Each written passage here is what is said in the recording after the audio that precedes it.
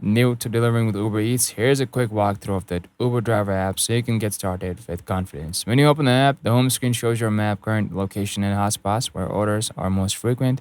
Tap the Go or Online button at the bottom to start receiving delivery requests.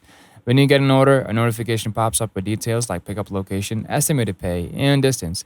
Tap accept if you want to take it, and the app will guide you turn by turn to the restaurant. Once you arrive, swipe to confirm pickup, then follow the navigation to the customer's address. You can contact the customer through the app by calling or messaging if you need help with directions or delivering instructions. After dropping off the order, take a photo if it's a contactless delivery, swipe to complete, and you will see your earnings summary right away. The Earnings tab lets you track your income, and Help section provides solutions to common issues or a way to contact support. Keep the app updated, ensures you have the latest features and a smoother delivery experience. Now, yeah, thanks for watching. Like and subscribe for more quick tips to master the Uber Eats driver app and earn more.